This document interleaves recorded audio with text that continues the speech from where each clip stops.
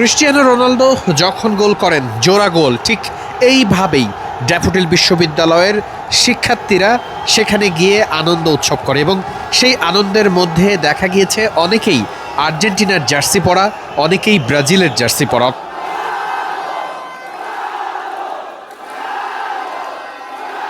রোনালদোর এই গোলগুলো যেন রীতিমতো একটা উৎসবের মঞ্চ বানিয়েছে।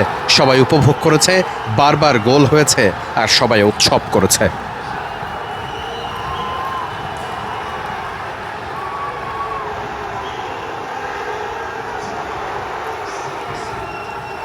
প্রতি ম্যাচেই আর্জেন্টিনা ব্রাজিলের সমর্থকরা যেভাবে আনন্দ করেছে, উল্লাস করেছে, পর্তুগাল সমর্থকরা সেটি ঠিক সেভাবে করতে পারছিলেন না, কারণ ক্রিস্টিয়ানো রোনালদো ভালো ফর্মে ছিলেন না। তবে শেষ পর্যন্ত সেই দিনও ফিরেছে।